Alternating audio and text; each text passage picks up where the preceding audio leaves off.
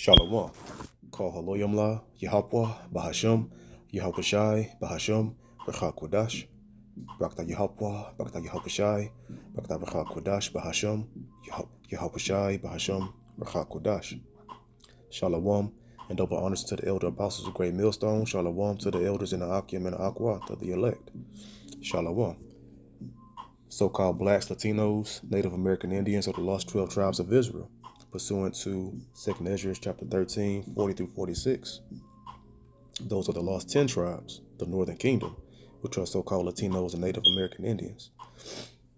And the so-called African American, from the tribe of Judah, the Southern Kingdom, throughout the Caribbean islands, tribe of Benjamin, and throughout the four corners of the earth is the rest of the Southern Kingdom as well, scattered throughout the four corners along with the Northern Kingdom as well. So I just wanted to go into a quick video today entitled Yahawashi has a two-phase objective: cleanse the flock and redeem the flock. It's like if my voice a little off and sniffles and everything. I got a little under the weather, but just gonna keep on pushing through, right?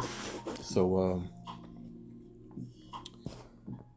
Yahawashi, he has a two-phase objective: to cleanse the flock and redeem the flock. So he came, so phase one is complete. And so next is what next to come is is impending very soon, according to the prophecies. And that's redeem the flock. And that's the Israelites. So we'll start here in Matthew chapter 1 and verse 21. And she shall bring forth a son, and thou shalt call his name Yahawashi, for he shall save his people from their sins. So his people, so his is that's possessive. That's not saying all people from their sins. So not all people will receive salvation. Only the Israelites, not all heathen Gentile nations. So from there we'll go to Isaiah chapter 7 and verse 14.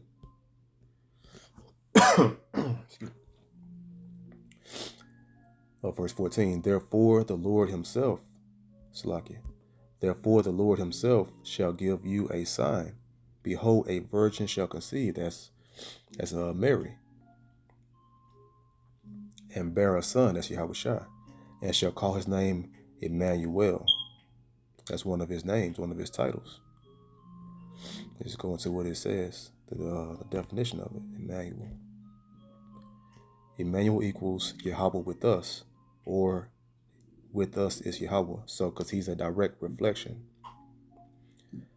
and right arm extension of the Almighty, of the Almighty Yahweh, and that's why when Yahawashi say, if you've seen me, you've seen the Father, because he's a splitting image, reflection of the Almighty Father. Because no one can, because the Most High cannot come down here, because as I say, all the time, the earth cannot contain the infinite, magnificent power of the Most High. And so from there we'll go to Isaiah 9 and 6. For unto us a child is born, unto us a son is given. The Most High gave us Yahawashi to redeem us, and the government shall be upon his shoulder, because he's the head. He's the head of that government, which is the 144,000. That's the cream of the crop of the 1/3. And ultimately, all Israel, after the 2/3, have to suffer the second death, but then they'll come back through the loins of the 1/3. And the government shall be upon his shoulder, and his name shall be called Wonderful Counselor. And what's the counsels? The Holy Scriptures, because he is the Word, the mighty power. And we just seen Emmanuel means what? Yahweh with us. That's how he's the mighty power, because it's because God means power, but which power are we referencing? Because we're gods. Lower in Psalm 82:6, we are gods. All lowercase letters, lowercase g, o, d, s, all lowercase letters means powers. We're powers. But Yahawashi is the power of us. Our head, the head power in this realm, as he inherited all things from the Most High, the Almighty Father and power of all creation. So the mighty power, the everlasting Father, because he's the counsel. Let me just get that real quick in 1 Peter 4:11. If any man speak, let him speak as the oracles of Yahweh, and those are the counsels, the counselor. That's how Yahawashi is the ultimate counselor, because he speaks strictly from the counsels. He's the word made flesh. If any man minister, let him do it as the ability which Yahweh, Bahasham Yahawashi giveth. That's that on that. I just wanted to get that key part there. So that's the counsels is the Holy Scriptures, and that's how he's the counselor, because he's coming strictly out of the Scriptures. And then real quick, we'll get John 1:1. In the beginning, what beginning? The beginning of creation. In the beginning was the Word, and that's Yahawashi. And the Word was with Yahweh. And the Word was Yahweh, because the words from Yahweh, Yahweh gave Yahawashi. He taught him everything, right? To how to proceed forth and spread his word into all creation, to his body first, which is the elect of Israel. And then also, ultimately it's going to be all Israel on the other side in the kingdom of heaven. So Yahawashi is the word. He's the word made flesh. Going back to Isaiah 9:6. For unto us a child is born, unto us a son is given, and the government shall be upon his shoulder. And his name shall be called Wonderful, Counselor, the Mighty Power, the Everlasting Father. Because the counsels, when you counsel someone, he's our spiritual father, because he brought the doctrine from Yahweh. Yahweh gave the doctrine to him through the Spirit without measure, and Yahawashi gave it to us. And that makes someone your spiritual father that teaches you. The Everlasting Father, because he's going to guide you, tell you which way to go. And that's why you follow the Lamb Yahawashi, whithersoever you go. Your spiritual father, through the Almighty power, the Almighty Father Yahweh, the Prince of Peace. So he's the Prince of Peace, because he is the Word, and the Word is the law. And so Psalm 37:37 says what? Mark the perfect man, for the end of that man is peace. He's the Prince of Peace because he is the law made flesh. The law and the whole Word made flesh. So from there, we'll get John, the famous or infamous verse that Christianity uses to try to save all nations on the earth, the wicked Christianity people. John 3:16. But they have a lack of understanding with this verse. But it's a very beautiful verse, but misunderstood. Excuse me. So, verse 16, for Yahweh so loved the world that he gave his only begotten Son. To who? The Israelites. We read that in Isaiah. His only begotten Son, that whosoever believeth in him should not perish, but have everlasting life. Because that cleanses you. When you believing upon the Messiah, it's going to cleanse you. And real quick, in John 7:38, like to bring out here, often is that's that believing right here. He that believeth on me, as the scripture hath said, out of his belly shall flow rivers of living water. That's that water, the blood of Yahawashi, and then you're cleansed, and then you receive that doctrine, which is the everlasting waters, and you won't thirst anymore. And you will be healed and cleansed from the holy word, from the Messiah. So, whosoever believeth in him should not perish, but have everlasting life. So when you go up here to verse 14, and as Moses lifted up the serpent in the wilderness. So everyone is familiar with this story of the Exodus, right, from Egypt, ancient Egypt. Who got delivered? Who was in captivity in Egypt? The Israelites, the children of Israel, and they got them. Excuse me. And the Most High remembered the covenant He made with Abraham, Isaac, and Jacob. And Jacob is the father of the 12 tribes of Israel, and so He saved the Israelites from the Egyptians, and then they wandered. They went. They cut through the Red Sea, and then they went to the wilderness 40 years. And in that wilderness, it was the children of Israel, and then the covenant and the commandments, the promise had become fulfilled, making that everlasting covenant. Excuse me, with the Israelites, not anyone else. So this is the proper context in the wilderness. So that's the whosoever that was in the wilderness of the children of Israel that was in the wilderness with Moses. Verse 14 again from the top. And as Moses lifted up the serpent in the wilderness, even so must the Son of Man be lifted up. Because what happened in the wilderness? They were complaining and saying negative things towards Moses, and they were being wicked, and so the Most High sent serpents upon He sent judgments upon them and plagues, and He said, and then so Moses, in order for them to, the Most High would go ahead and turn back those that judgment that He was sending upon the Israelites in the wilderness by Moses putting His serpent on the cross and lifting it up, and whoever everyone that looked upon it, then the plague, the judgment, went away from the children of Israel in the wilderness. So the same way Moses did that to turn away the plagues and judgment from the children of Israel in the wilderness, the same way again, because of their wickedness that they were in the hell they were catching at that time when the Messiah was walking on the earth, the same way the Messiah must go up on the cross the same way, and every Israelite, just like the Israelites in the wilderness, now again we're in the new wilderness here in America. Now everyone that believed in the Messiah now will have those sins washed away, and those curses gonna, you're not going to receive that second death ultimately, right? So that's what verse 16 is going into, the world of Israel, not the world of the whole planet, because there's multiple worlds, So let me just get this real quick. Bring this precept to mind. Hebrews 11:3.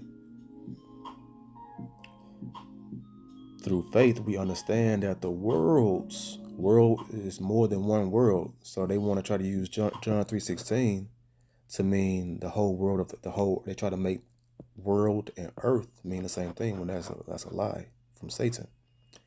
Here is clearly, it shows you that there's multiple worlds on this planet. On Earth, there's multiple worlds. This isn't talking about Earth when you hear world in John 3:16. So through faith, we understand that the worlds were formed by the word of Yahweh. And, that through the word of the Most High, He said, let there be this, and let there be, land and animals, and, let there be light, everything. The world of the circuit of the sun and the moon, the world of the animals, the animal world, the human world, the plant world, the insect world, the creeping things world, the sea world, it's plenty of worlds, it doesn't end, right? It's so, well, it's so many worlds, right? The world of the seasons of the earth, there's so many different worlds. But through faith, we understand that the worlds were framed by the word of Yahweh, Bahasham Yahawashi, so that things which are seen were not made of things which do appear. So that's to go into the spiritual power, right? The spirit. So the worlds, is more than one world, and not just the world is not synonymous with earth. It's two different things.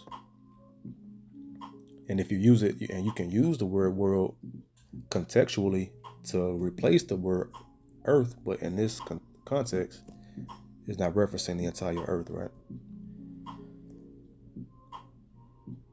So here in John 1:7, the same came for a witness to bear witness of the light.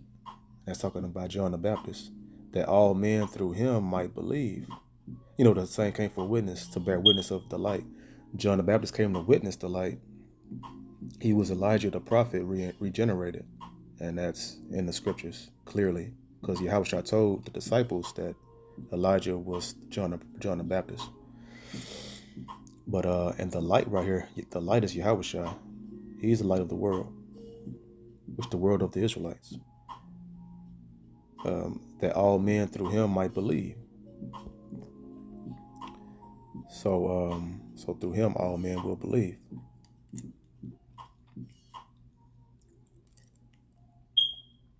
So next, going to Jeremiah 17 and verse 9. The heart is deceitful. No, not that one. Verse 4. And thou, even thyself, shalt discontinue from thine heritage that I gave thee, and I will cause thee to serve thine enemies in the land which thou knowest not. We never been over here to America, in Babylon the Great. We lost our identity. In no captivity of the Israelites did they lose their identity. So that's what that discontinue from thine heritage mean. We were going to lose our identity, and we're going to serve our enemies over here in Babylon the Great, America, in the land that which thou knowest not. For ye have kindled a fire in mine anger, which shall burn forever. So that's a long period of time. Because if the Most High's anger was kindled forever, we would have never awakened back to the identity, and the truth of who we truly are. So, so we needed Yahawashi to come and bring us back. So Matthew 18 and 11.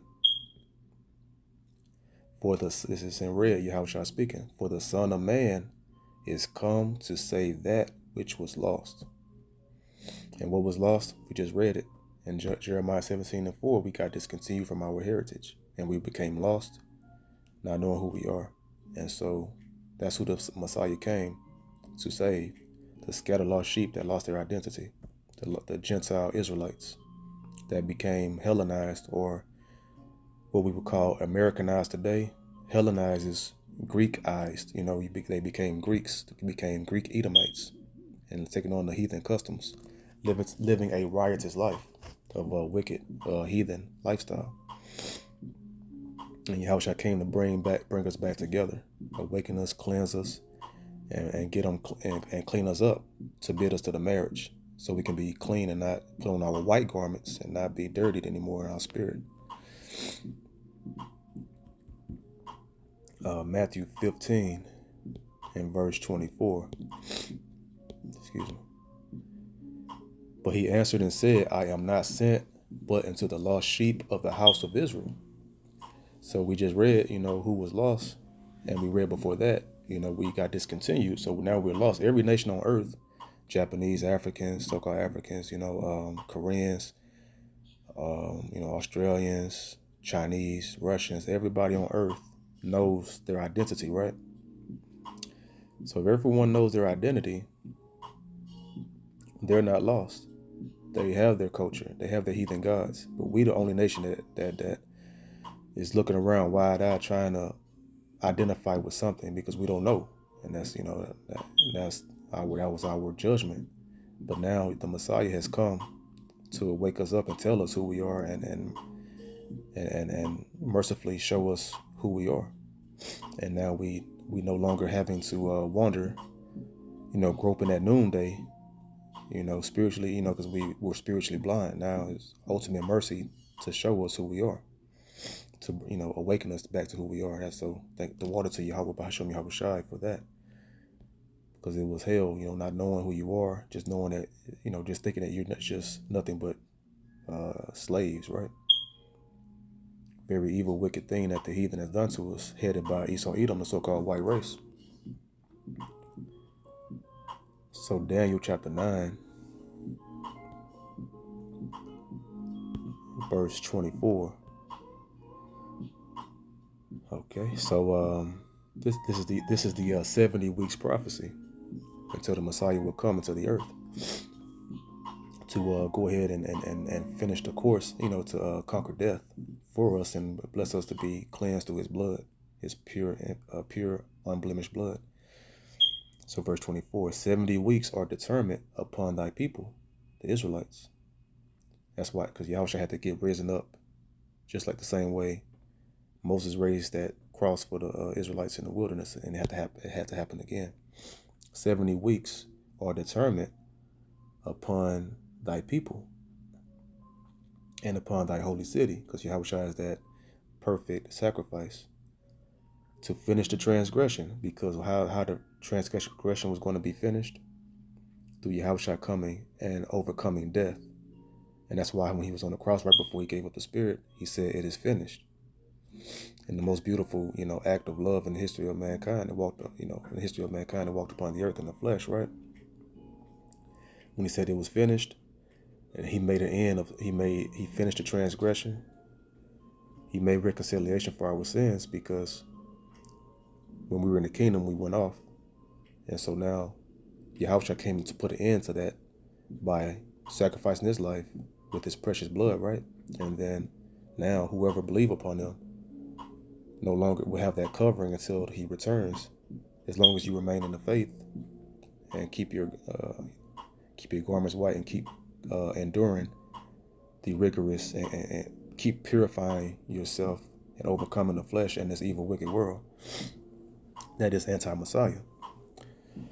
So it says to finish the transgression and to make an end of sins, because he conquered death, which is Satan and the headed by the and then the Edomites, so-called white race, that push death and sin, and to make an end of sins and to make reconciliation for iniquity, and to reconcile. That word reconciliation is to reconcile us back into our beautiful heavenly Father Yahweh, that turned away from us because we were wicked, and he scattered us and kicked us out the land.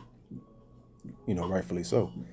But now Yahawashi bringing us back. He's the mediator, bringing us back into the Most High to receive that mercy and blessings of salvation, infinite blessing of salvation, when Yahawashi returns, and to make reconciliation for iniquity, and to bring in everlasting righteousness, and to seal up the vision and prophecy. So when the Messiah came, and after he left, right, he was crucified, resurrected, and ascended back to the heavens to sit on the right hand of Yahweh, right? So that's when everything got sealed up shortly after that, the vision, and until the end times right now, where truth is springing back forth in the earth, and to anoint the most holy. So verse 25. And then, the elect will be anointed. The elect it's awakening in these last days, and the elect 1/3 will be the holy of the nation of Israel, the first fruits that will get blessed with salvation. Verse 25. Know therefore and understand that from the going forth of the commandment to restore and build of the commandment to restore and to build Jerusalem unto the Messiah, the Prince, shall be 7 weeks. So this is going into the Persian captivity, letting you know at what point the 70 weeks prophecy will begin. The countdown to the beginning of the 70 weeks. And then at the end of the 70 weeks is when you need to be looking for the Messiah will be born at that time. So the Persian king, when he set forth the decree for the Israelites, because when the Persians took down the Babylonians, they inherited the slaves of the Babylonians, who were the southern kingdom, the tribe of Judah, Benjamin and Levi. And then the Most High put on the spirit of one of the Persian kings to go ahead and go forth to allow us to go back to Jerusalem to restore. Right here it says that, verse 25 from the top, know therefore and understand that from the going forth of the commandment to restore and to build Jerusalem unto the Messiah, the Prince, shall be 7 weeks. The 7 weeks prophecy, right? So 70 weeks. So it says, and 62 weeks, the street shall be built again, and the wall, even in troublous times, because this is a whole nother lesson. I'm not trying to touch on it right now. Lord willing, I can go into it in more depth in another video, but just know that when the Persian king, he put forth a decree for the Israelites to return. It was a couple different times. It was like a 3-phase return from the Persian captivity. And there was a couple different times the Persian king gave the decree for the Jews to go back to Jerusalem to rebuild the streets and to rebuild the temple. In this instance, it was a particular decree, and that was to restore, to build Jerusalem. So when he gave that particular decree to go back, for the Jews to go back to rebuild Jerusalem, that's when the 7 weeks will begin. The prophecy will begin. See, to build Jerusalem and to the so at that from that time when we go back to rebuild Jerusalem, from that moment until the Messiah shall be 7 weeks, and 62 weeks.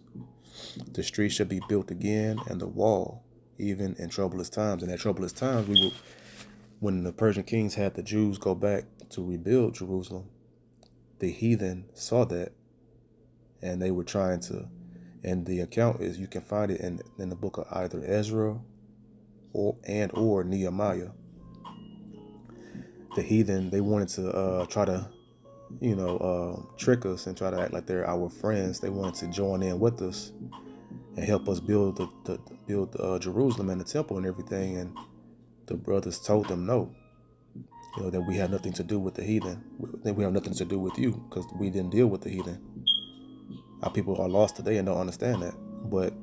And then so when we turned them down, then the heathen went and they sent letters into the Persian king to try to stop the Jews from rebuilding Jerusalem. And then we were at threat and under attack at any moment. We was at the threat to be under attack at any moment by heathen that was going to try to attack us in the midst of us trying to rebuild Jerusalem. So it's all that account is in I believe Ezra and Nehemiah. So verse 26. And after 62 weeks shall Messiah be cut off. So that's going to him that's when he was crucified. But not for himself, and for the people. And the people, but not for himself. Why? Because he died for the sins of, the Israelites, to wash us and cleanse us, to finish the transgression and to bring us back into the Most High. So it's 2 dots right here. So it's changing gears. So it says, and the people of the prince that shall come. Now this prince is the prince of Satan. This is the so-called white. These were the Romans, so-called white man, the Edomites, the Romans right here, and the people of the prince, the Roman generals that came to fight and tear down Jerusalem, and the people of the prince that shall come shall destroy the city and the sanctuary, because we rebuilt it, but then the Romans came and destroyed everything around 70 AD, which is known as the Roman Jewish Wars. And the end thereof shall be with the flood, and that's that flood of armies. And until the end of the war, desolations are determined. So that's what's going into. So the Messiah came to cleanse us, right? And that's how he cleansed us. That was the prophecy in Daniel 9, going into the Messiah coming to redeem us from our sins, and giving you the account of the 70 AD. It's also known as the Great Diaspora. The diaspora means the great dispersing. And when we the Roman army came and sacked Jerusalem and ended the Israelites, the tribe of Judah, we officially got ended as a state in our own homeland, and we had to scatter into Africa. So because the Messiah, he said, when you see the armies come pass round about, flee to the mountains, meaning the mountains going towards Africa. So that the Messiah had prophesied that we should flee, because everyone knew about that great day of the great siege coming. And so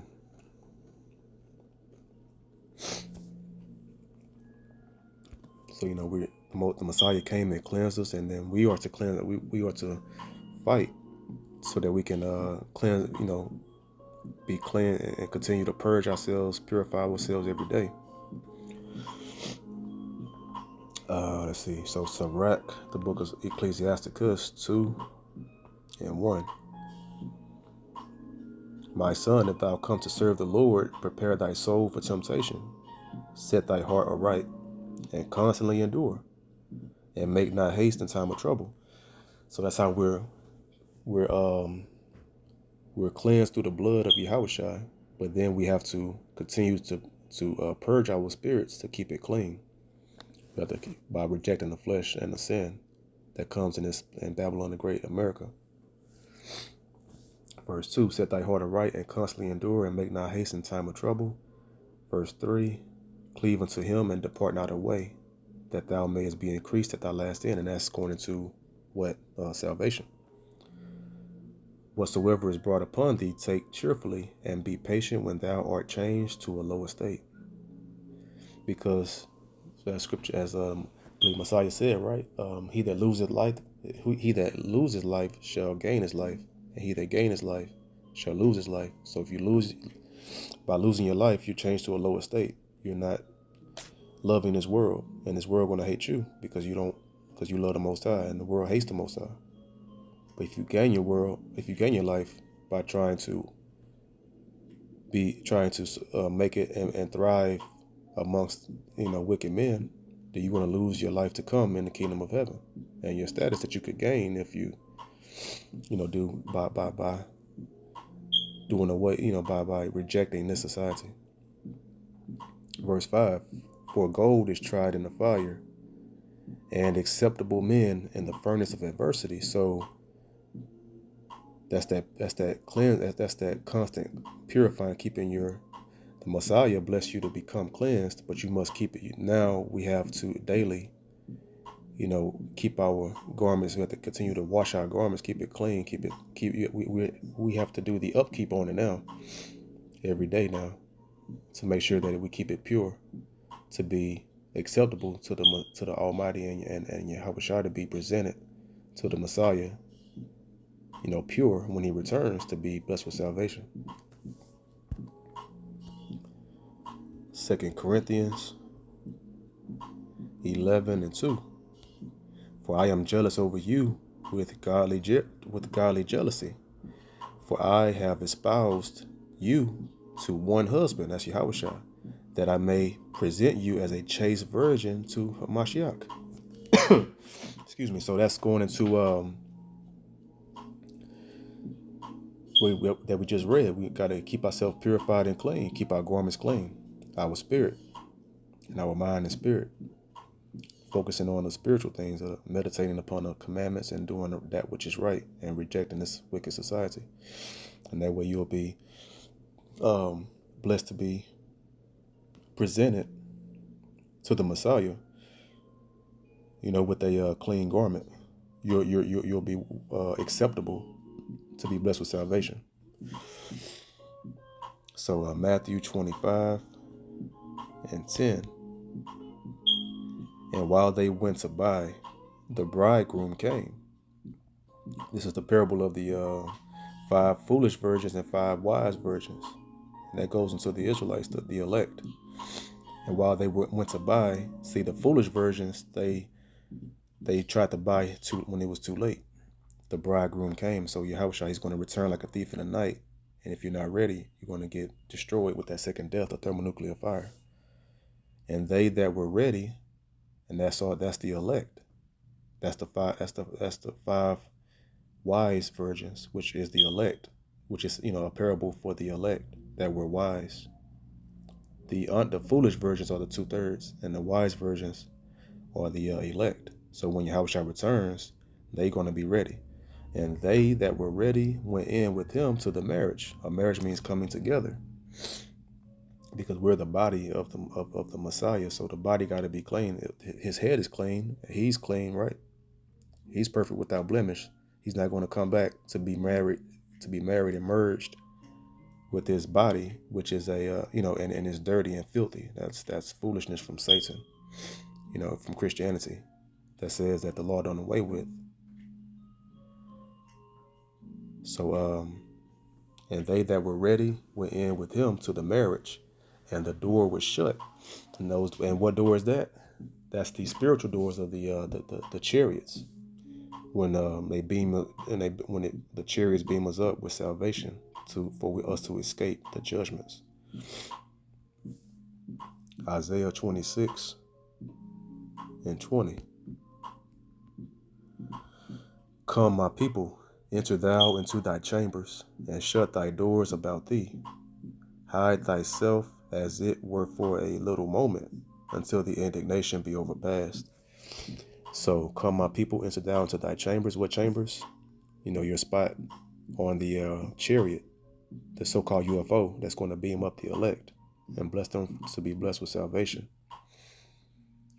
So shut that doors, and that's those doors getting shut when the Messiah come and the marriage occurs and he beam us up, and then the door shut on the chariots, and we hide ourselves for a little moment until that indignation be overpassed.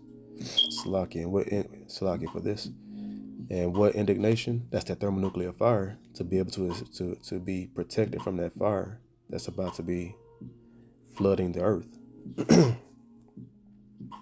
Excuse me. So, and that's how and that's the end result when we're cleansed, and we're keeping ourselves clean after the Messiah cleanses us with his blood, right?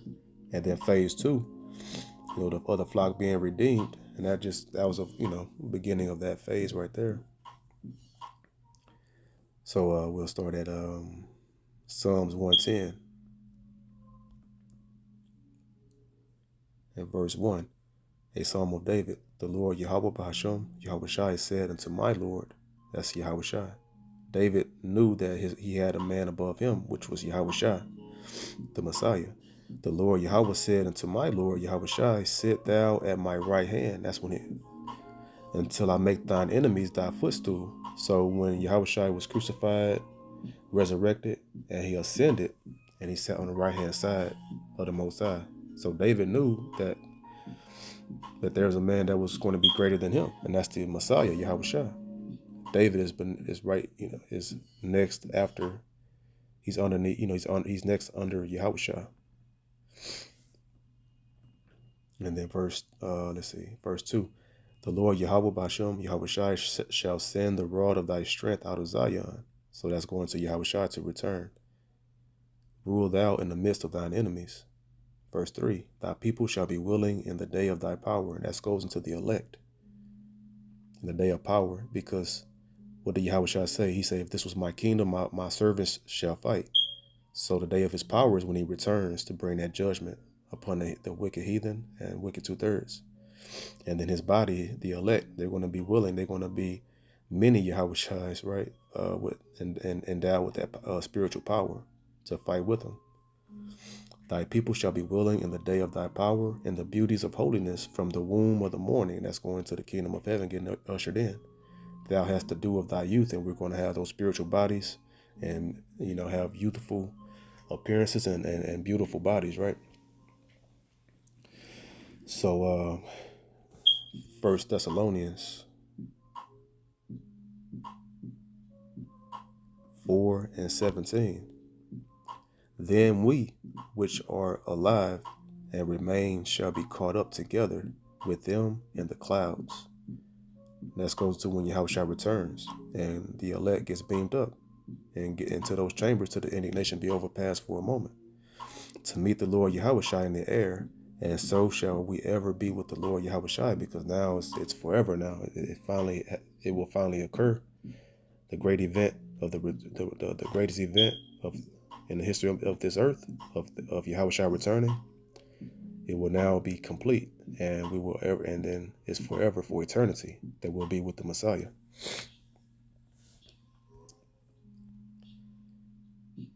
Revelation 11:12.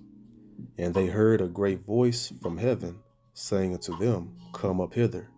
It's another verse speaking about the so-called UFOs beaming up the Israelites, the elect. The Most High and Yahawashi is saying to come up hither. And they ascended up to heaven in a cloud, and their enemies beheld them. And that's all the heathen. And even the 2/3 that's scoffing and gainsaying and being contentious and wicked.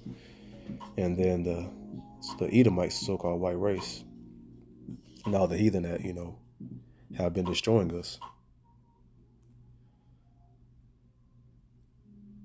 Okay, and then from there we'll go to, so we're going to ascend the same way the Messiah ascended. So 2nd Ezra 13, the Lord willing, we're of that number of the elect. Oh, Slakia. So 32, 2nd Ezra 13:32. And the time shall be when these things shall I come. Sorry, my phone is cracked. You can't see it. Messed me up right there. All right. And the time shall be when these things shall come to pass, and the signs shall happen which I showed thee before. And then shall my son be declared, whom thou sawest as a man ascending. So that's when he was crucified, resurrected, and ascended into the heavens. So this is prophecy and so-called, so in the Apocrypha, they call it, Apocrypha means hidden books. They hid it. Why? Because it truly shows the Greeks and the Romans, who are the so-called white race, the Edomites, being the devil the Bible speaks of, without a doubt. But right here, it's showing you that, and what son is this? That's going to be declared Yahawashi when he returns, in his great glorious return. And we saw him as a man, and this was prophesied before it even happened, of how he was going to ascend and go back into the heavens to sit on the right hand side of Yahweh until he make our enemies our footstool through Yahushua when he send them back to return, and that great declaring when he returns. Acts 1 and verse 8. But ye shall receive power. After that, the Holy Spirit is come upon you, and ye shall be witnesses unto me, both in Jerusalem, and in all Judea, and in Samaria, and unto the uttermost part of the earth. So throughout the four corners of the earth as well, in Israel and all the nations, all four corners of the earth. And who's in the earth? All the nations. Throughout the four corners, the uttermost, from the furthest to the closest. So ye shall receive power. Going into the elect is going to receive power, spiritual power, and the most power is going to be received by the 144,000 that will be turned into hunters to recompense the heathen for their wickedness. So verse 9, you see right there, it says, the title right there says the ascension, as we just read in 2nd Ezra 13:32, how the Messiah ascended, his body is going to ascend the same way, who are the elect of Israel. Verse 9, and when he had spoken when he had spoken these things, while they beheld, he was taken up, and a cloud received him out of their sight. So what's that cloud? We know clouds. You look up and see the clouds. Clouds not receiving. You can fly through clouds. But the chariots, the so-called UFOs, they cloak themselves in the clouds, and they make themselves look like a cloud. So you don't even know. You could be looking at a cloud in the sky, and it could be a chariot with a cloud cloaking it, right? With the special technology that the spiritual chariots have, which is from the Most High. So that's the cloud that's referencing. A so-called UFO came down and beamed up Yahawashi when he was resurrected. He was there for a little bit longer with the apostles, building them up and strengthening them right before he was about to go ahead and head back and sit on the right hand side of Yahweh until that time come to return, to descend now, and the elect ascends up and meet the Messiah in the air, in the clouds, in the chariots, so-called UFOs. Verse 10, and while they looked steadfastly toward heaven as he went up, behold, two men stood by them in white apparel. And in the spirit, I believe that's those two men in white, that white representing clean, right? Representing purity.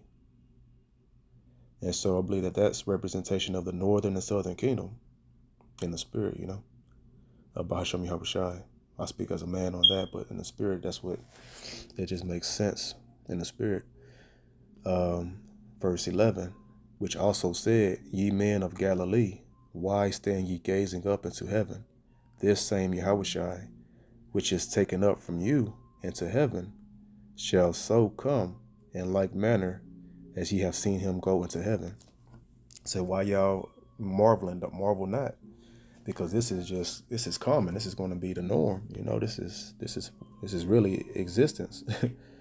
It's so incredible because it hasn't happened really on that scale yet, but it's going to be mind blowing to everyone that's going to see it. So same way he went up, he's going to come back, and we're going to ascend the same way our big brother did. Our big brother, our Messiah, Yahawashi. Okay, so then we'll go to Psalms 85. In verse 1, to the chief musician, a psalm for the sons of Korah. Lord Yahweh Bahasham, Yahawashi, thou hast been favorable unto thy land. Thou hast brought back the captivity of Jacob. Jacob representing the Israelites, 12 tribes of Israel. The Most High is going to be favorable unto us and bring us back. Bring back our captivity. Brought back the captivity mean he's going to end our captivity and redeem us with salvation through Yahawashi. Verse 2, thou hast forgiven the iniquity of thy people. Thou hast covered all their sin. Slacky. Oh man, excuse me. So it says, thou hast covered all their sin. And how is that? Through Yahawashi, through his blood. Salah. Verse 3, thou hast taken away all thy wrath. Thou hast turned thyself from the fierceness of thine anger. And we read another verse that his anger will be forever. I believe that was in Jeremiah 17:4.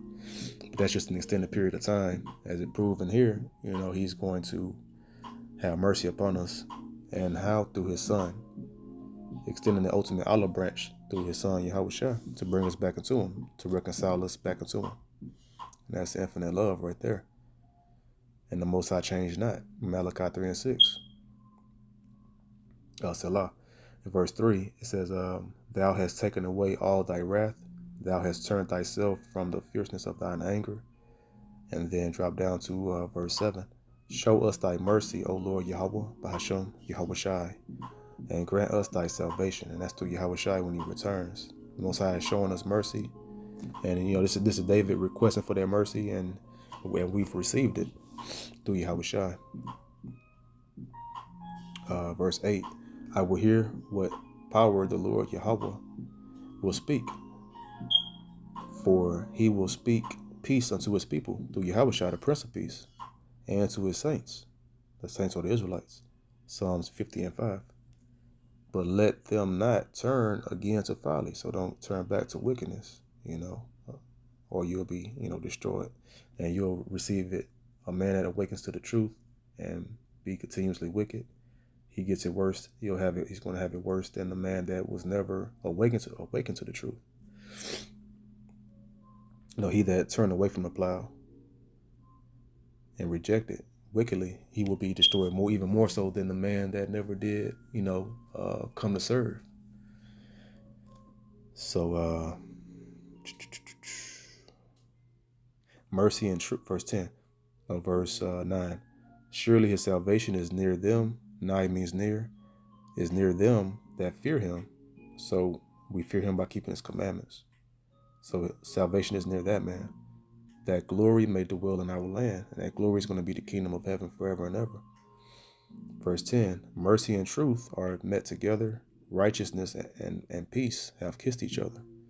Righteousness is of the Lord from the Most High power, Yahweh. And Yahawashi is the word.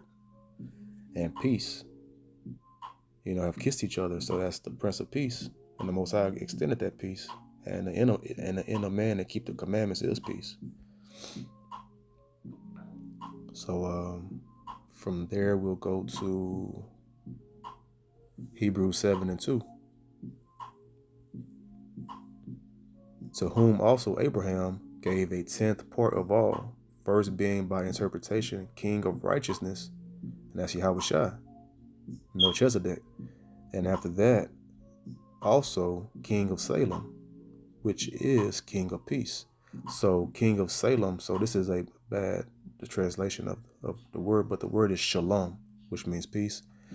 Shalom or shalom, because Solomon's name is Shalom in the Hebrew, and that means peace.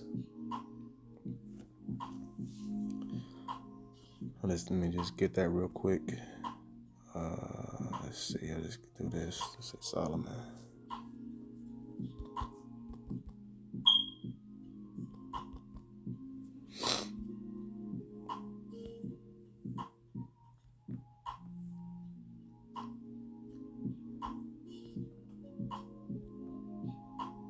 You see, the Hebrew characters here, it starts from right to left. Sha, la, wam, shalawam. So right here, it says Solomon equals peace. So there it is. We were Hebrews 7:2. Let's see. Okay, we read that, so that's it for that. And then Revelations 12:10. And I heard a loud voice saying in heaven, now is come salvation and strength and the kingdom of our power and the power of his anointed. Christ means anointed.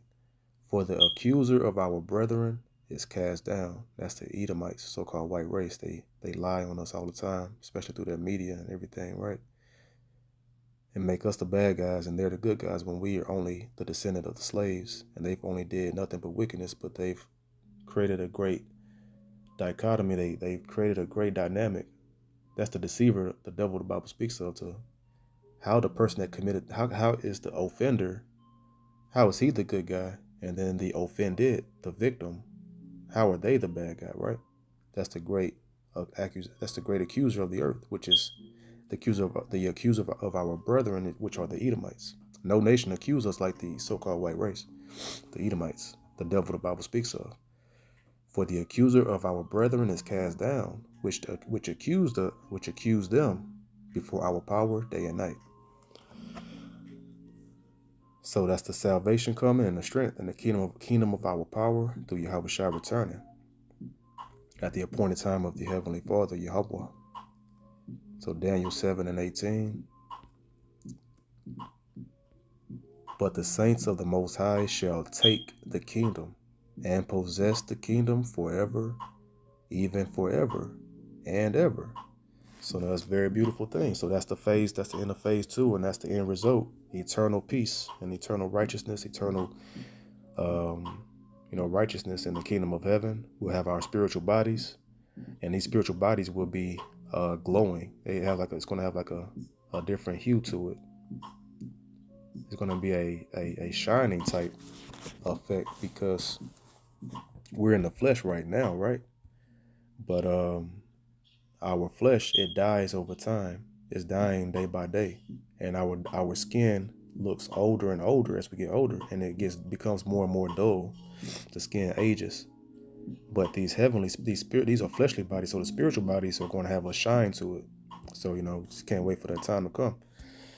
So with that being said, I hope this video is edifying. The water to the Rachak Wadash for another video. To the next video, I say, Shalom.